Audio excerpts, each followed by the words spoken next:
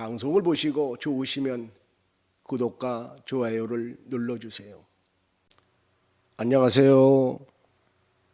안충신 목사입니다. 이 시간에는 지난번에 이어 제2편 성경은 한 권이다에 대해 총 5으로 나누어 말씀을 드리겠습니다. 첫째, 모세오경은 원래 한 권이었다. 기원전 1446년에서 1406년경에 지금부터 약 3400년 전입니다. 모세가 기록한 5권의 책을 모세오경이라 합니다. 크리스찬 서적에서 2007년에 김동진 정충하 공역으로 J.H. 세일 해머가 서술로서의 모세오경을 출간했는데 그 중에 상권 페이지 27, 28페이지에서 원래는 한 권의 책으로 읽혀지기 위하여 한두루마리에 기록되었는데 기원 후 2세기에 오경 곧 5권의 책이란 이름을 사용하기 시작했다고 했습니다. 한 권으로 읽혀지기 위하여 한두루마리에 기록되었다. 자, 여기서 한번 생각해 봅니다. 창세기부터 신명기까지 우리들이 가지고 있는 성경의 페이지로는 319쪽에 달합니다. 319페이지의 양이 얼마 안 되는 것처럼 생각되겠지만 지금부터 3400년 전에는 종이가 발명되기 전입니다. 제대로 된 필기구도 없을 때입니다. 필기구라고 해봐야 식물의 대롱을 비스듬히 잘라서 먹물을 찌고 기록할 때였습니다. 그러다 보니 글씨도 작게 쓸 수가 없었습니다. 그런 상황에서 창세기부터 신명기까지를 기록하였다면 상당한 양의 양가죽이 사용되었을 것으로 생각됩니다. 그 두루마리의 부피와 무게가 상당했을 거예요. 창세기부터 신명기까지를 5권으로 분리했으면 보관하기에도 용이했고 후에 필사하기도 좋았을 것입니다. 그럼에도 그제 한 두루마리 상태를 고수했다고 하는 것은 창세기부터 신명기까지를 5권으로 분리하지 말고 한 권으로 읽으라는 뜻입니다. 그렇다면 한 권으로 읽으라는 데에는 그 이유가 있을 것입니다. 둘째, 모세오경을 한 권으로 읽어야 하는 이유입니다. 그 주제와 내용을 보면 알 수가 있습니다. 도표에서 모세오경의 주제를 보면 창세기는 선택, 출애굽기는 구원 구속, 레위기는 성결, 민수기는 인도, 신명기는 교훈입니다. 그리고 여호수아까지를 포함해서 6경이라 하는데 여호수아의 주제는 영화, 곧 천국을 말합니다. 이 주제들을 보면서 발견한 것이 있는지요? 첫째 선택, 두 번째 구원 구속, 세 번째 성결, 네 번째 인도, 5번째 교훈, 그리고 6번째 영화 곧 천국. 이 주제가 무엇을 말하고 있는지를 아셨나요? 그렇습니다. 이 주제들은 하나님이 인간을 구원하시는 전 과정입니다. 누구든지 구원을 얻고 천국에 들어가려면 반드시 이 과정을 단계별로 거쳐야만 합니다. 월반도 없으며 열애도 없습니다. 재미있는 이야기가 있습니다. 제가 심호하는 교회에 출석하시는 집사님이 계셨어요. 이분의 직업은 지하철의 차장으로 근무하셨는데 믿음이 좋고 신앙생활에 열심히 였으며 당시 신우회 회장이셨습니다. 어느 주일 오후 예배에 어린이 찬송 나는 구원 열차를 불렀습니다. 그러자 집사님은 무릎을 탁 치시면서 이런 찬송이 있었네. 지하철 신우회 예배 때 부르면 참 좋겠다 생각을 하시고는 다음 신우회 예배에 인도자로 나는 구원 열차 찬송을 불렀다고 합니다. 내심 기대하기를 신우회 회원들이 참 좋아할 것이다 생각을 했는데 어찌된 일인지 신우의 회원들의 반응이 시원타더랍니다. 그도 그럴 것이 장년들이 모여 예배드리는데 어린이 찬송을 부르니 반응이 별로였던 거예요. 이 집사님은 장년이 되어 예수님을 구주로 영접했기 때문에 어린이 예배를 전혀 참석하지 못했거든요. 나는 구원열차 찬송가의 가사에 차표 필요 없어요. 주님 차장 되시니 나는 염려 없어요. 그리고 돈 있어도 못 가요. 하나님 나라. 어여뻐도 못 가요. 하나님 나라. 어린아이들의 눈높이에 맞춰 지은 가사지만 어른 찬송가의 가사로 맞춘다면 이렇지 않을까요? 출세해도 못 가요. 권력 있어도 못 가요. 회장이라고 해도 못 가요. 오직 예수 믿어야만 천국 갑니다. 그런 가사일 거예요. 비록 어린이 찬송이지만 거기서 우리에게 주는 메시지는 분명하죠. 누구든지 열애가 없다는 뜻입니다. 어느 분이 우리나라에서 미국의 신학교로 유학을 가기 위해 면접을 보았습니다. 면접관이 당신은 예수를 그리스도로 믿느냐고 묻습니다. 그러자 이 예비 학생은 우리 아버지가 한국의 신학대학교 총장입니다 라고 대답했어요. 그러자 면접관은 당신은 예수 그리스도를 믿느냐고 재차 동일한 질문을 하더랍니다. 예비 학생은 면접관이 잘못 들었나 보다 하고 또박또박 우리 아버지가 한국의 신학대학교 총장입니다 라고 대답했대요. 그러자 면접관은 버럭 화를 내면서 아버지가 신학대학 총장인 것과 당신이 예수를 믿는 것하고 무슨 관계가 있느냐 하더랍니다. 그렇습니다. 구원의 전 과정에서 그 누구도 예외는 없어요. 열애는 없습니다. 과정 중에 어느 하나를 빼고 건너뛰어 천국에 갈 수는 없는 겁니다. 하나님이 인간을 구원하시는 전 과정, 이 과정을 다른 말로는 구원의 노정이라고 합니다. 모세오경에는 놀랍게도 기승전결을 갖춘 완전한 모습의 구원의 노정이 들어있어요. 창세기에 아브라함으로부터 시작된 이스라엘 선택을 말하는 거예요. 출애굽기에 출애굽 사건을 통한 구원, 그리고 시내산에서의 하나님과 이스라엘 간의 언약 체결, 구속을 말합니다. 그리고 광야 40년 생활을 통해 성결은 레위기를 말하고 인도는 민수기를 말하고 교훈은 신명기를 말합니다. 이렇게 하여 가나안 땅으로 들어가게 하십니다. 이와 같은 구원의 노정이 들어있는 겁니다. 그러기에 모세오경을 한두 마리에 기록한 것이며 분리하지 말고 한 권으로 읽으라는 것입니다. 그런데 말입니다. 이 모세오경은 아브라함과 그의 후손인 야곱 족속이 출애굽하여 광야 생활을 거쳐 가나안 땅으로 들어가는 이야기로 끝나지 않습니다. 그 이후에 모든 세대들에게 오늘날에 이르러 우리들에게까지 구원의 노정에 대한 화두를 던지고 있습니다. 셋째, 모세오경의 주제는 성경 전체의 주제이다.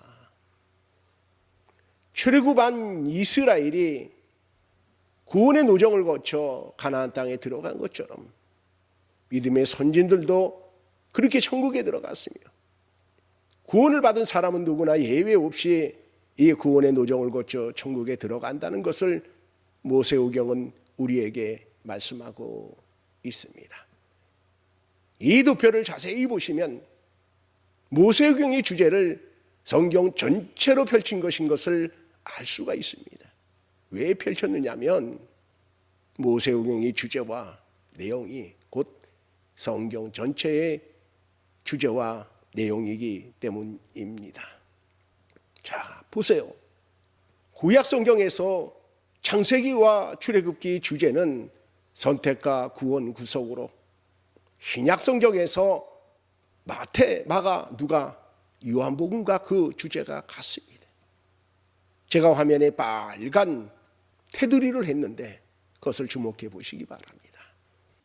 구약 성경에서 레위기, 민수기, 신명기의 주제는 성결, 인도, 교훈으로, 사사기에서 말라기 주제가 같으며, 또한 신약 성경의 사도행전에서 요한계시록 20장까지의 주제가 같습니다. 하나님의 은혜로 선택을 받고 유월절 곧 십자가의 대속으로 구원을 얻은 백성과 언약 체결하여 구속하시고 율법 수요 및 제사 곧 예배를 통해 성결케 하시며 인도하시고 교훈하심으로 성화의 단계를 거쳐서 천국을 향해 나아가도록 하십니다. 구약 성경에서 여호수아의 주제와 신약 성경에서 요한계시록 21장, 22장의 주제가 같습니다. 곧 영화, 천국을 말하고 있습니다. 구약 성경에서 이스라엘에 대하여 선택, 구원, 그리고 구속, 성결, 인도, 교훈, 그리고 가나안 땅에 들어간 영화가 있다면, 신약 성경에서 영적 이스라엘에 대하여 선택, 구원, 구속, 성결, 인도, 교훈, 그리고 영화 곧 천국이 있다는 것입니다. 그러니까 모세오경은 출애굽한 세대들이 구원의 노정이요, 사사기부터 말라기까지는 그 세대에 살았던 세대들의 구원의 노정이며, 마태복음에서 요한계시록까지는 신약시대에 사는 세대들의 구원의 노정인 것입니다. 넷째는 성경은 모세오경으로부터 시작합니다. 이 당연한 사실엔 무심코 지나쳐 버릴 수 있는 진리가 숨어 있습니다.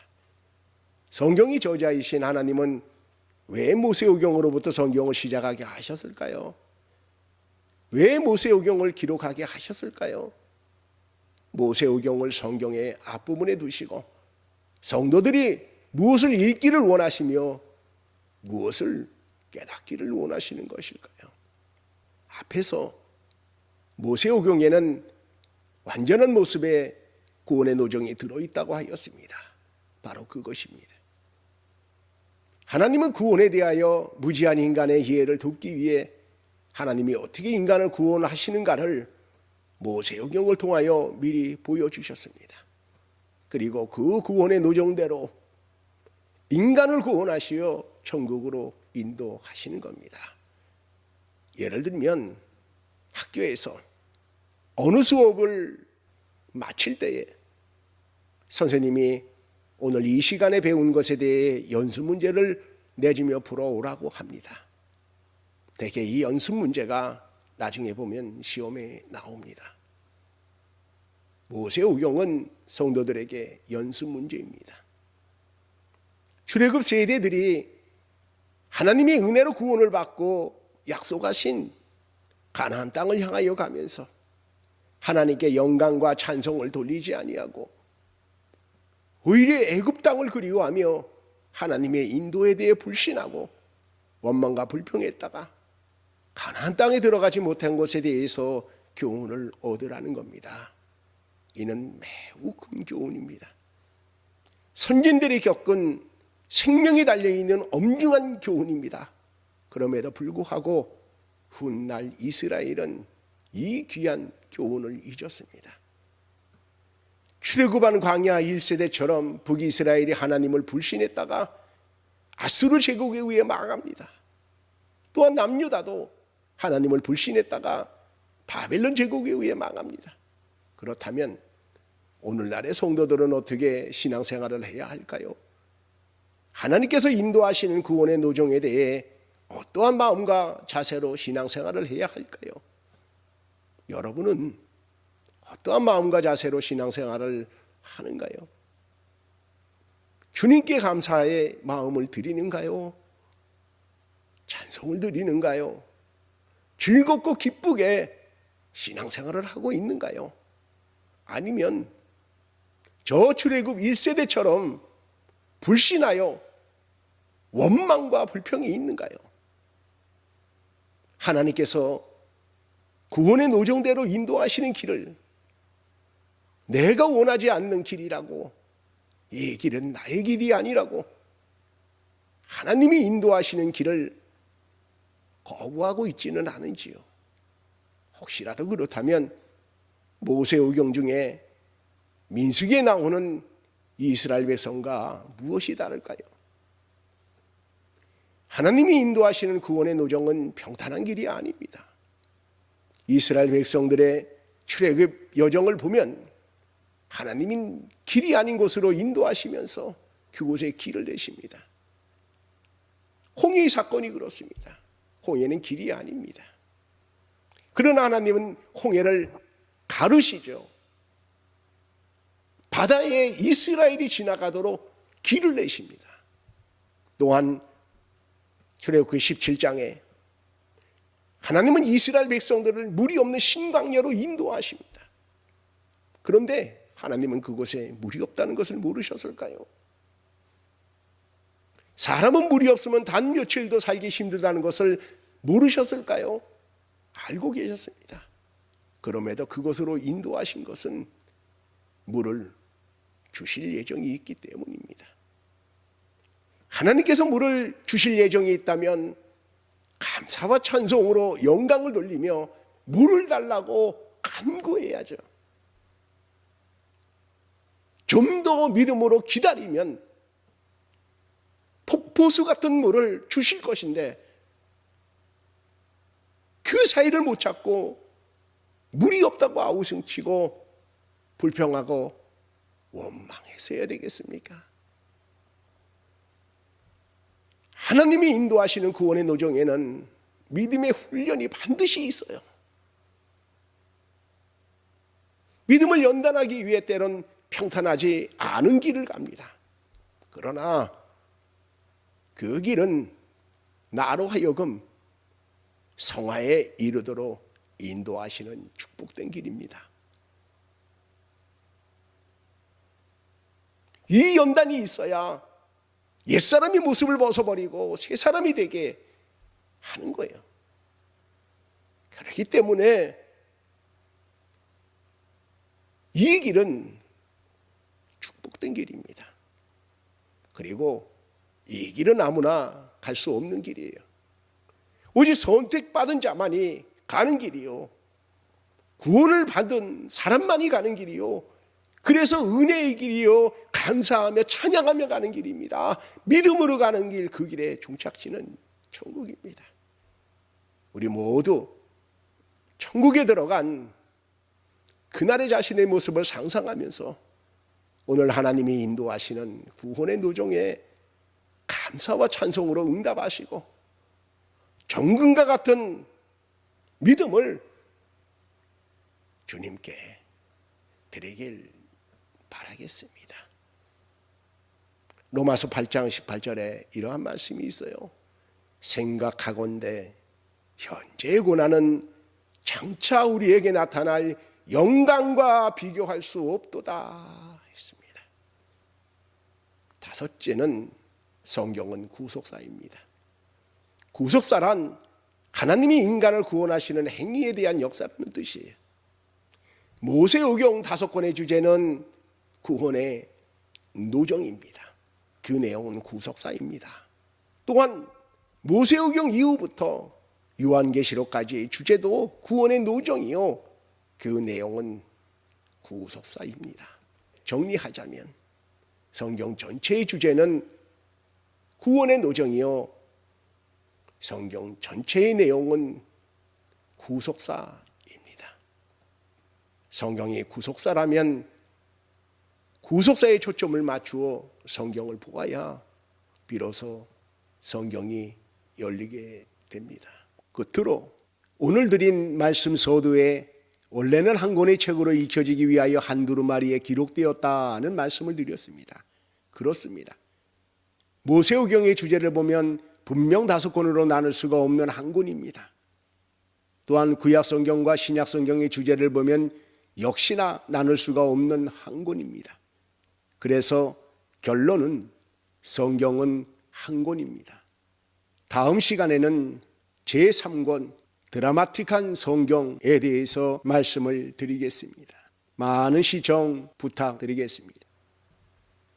들어주셔서 감사합니다.